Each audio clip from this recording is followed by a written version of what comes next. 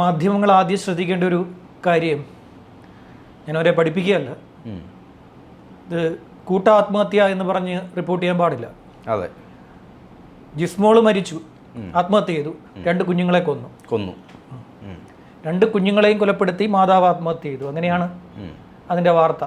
അതെ, കുട്ടികളുടെ മറ്റേ ഇത് കൊടുത്തിട്ട് നോഹയ്ക്ക് 5 വയസ്സും പൊന്നു എന്ന് വിളിക്കുന്ന നോറയ്ക്ക് 2 വയസ്സുമാണ് പ്രായം. ഈ 5ഉം 2ഉം വയസ്സുള്ള കുഞ്ഞുങ്ങൾ എന്തായാലും ഏറ്റുമാനൂർ ചെന്ന് മീനച്ചിലാറ്റിൽ അതിൻ്റെ തനിയെ ചാടില്ല, കൈവരിയും കടന്നു പോയിട്ട് അവിടെ പോയി ആത്മഹത്യ ചെയ്യില്ലല്ലോ. അതായത് കൊലപാതകം, 2 കൊലപാതകവും ഒരു ആത്മഹത്യയും, ഇതാണ് സംഭവിച്ചിരിക്കുന്നത്. ഷൈനിയുടെ കേസിലും അതാണ് സംഭവിച്ചിരിക്കുന്നത്.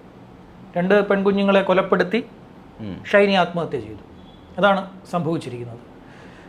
ഇതെല്ലാം വരുന്നത് ഈ ഏറ്റുമാനൂർ പോലീസ് സ്റ്റേഷൻ്റെ ഏരിയയാണ്. ആ ഭാഗത്താണ് വരുന്നത്. ഏറ്റുമാനൂർ പോലീസ് സ്റ്റേഷൻ്റെ ഏരിയയാണ് ഇത് ഏറ്റവും കൂടുതൽ വന്നുകൊണ്ടിരിക്കുന്നത്.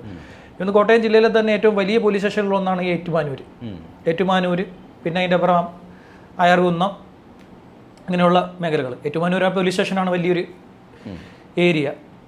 ഇപ്പോൾ ഈ ജിസ്മോൾ എന്ന് പറയുന്നത് അവർ മുത്തോലി മുൻ ഗ്രാമപഞ്ചായത്ത് പ്രസിഡന്റാണ്. അവരുടെ മാതാവ് ലിസി തോമസ്, അവർ ആ മുത്തോലി ഗ്രാമപഞ്ചായത്തിലെ മുൻ ഗ്രാമപഞ്ചായത്ത് അംഗമാണ്.